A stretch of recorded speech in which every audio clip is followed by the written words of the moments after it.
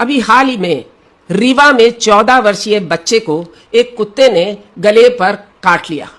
बच्चे को यथावत 5 डोज एंटी रेबीज वैक्सीन की लगाई गई, उसके बावजूद वो बच्चा 25वें दिन मर गया रेबीज से। पूरा महकमा सकते में आ गया। क्या वैक्सीन 100% इफेक्टिव नहीं होती या ये वैक्सीन नकली आ रही है?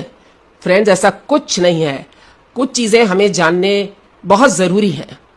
कुत्ता या किसी भी जानवर का काटा हुआ अगर हमारे शोल्डर्स के ऊपर वाले हिस्से में है, यानी नेक, फेस एंड हेड पर है, तो उसको हम कैटेगरी सी का वुंड मानेंगे, यानी it is a serious matter.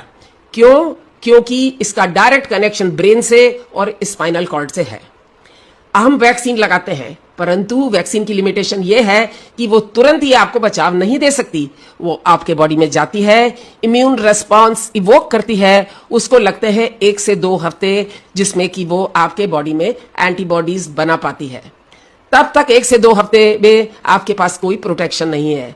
उसे प्रोटेक्शन देने के लिए उस टाइम पीरियड में हम लगाते हैं इम्यूनोग्लोबुलिन का इंजेक्शन।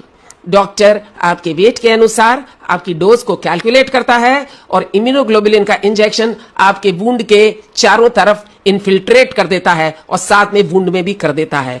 उसका करने से क्या होता है कि जो वायरस लोकली वुंड में बैठा है वो नष्ट हो जाता है, और जब तक कि अपनी वैक्सीन फुली इफेक्टिव होती है तब तक ये इम्यूनोग्लोबुलिन 2 हफ्ते तक हमें प्रोटेक्शन दिए रहता है।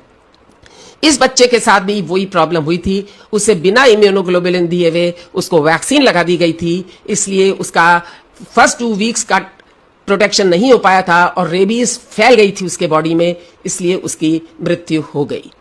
तो ध्यान रहे, शोल्डर के ऊपर के सारे वुंड्स को हमें सीरियस लेना चाहिए और उसमें इम्यूनोग्लोबुलिन लगवाना बहुत जरूरी है।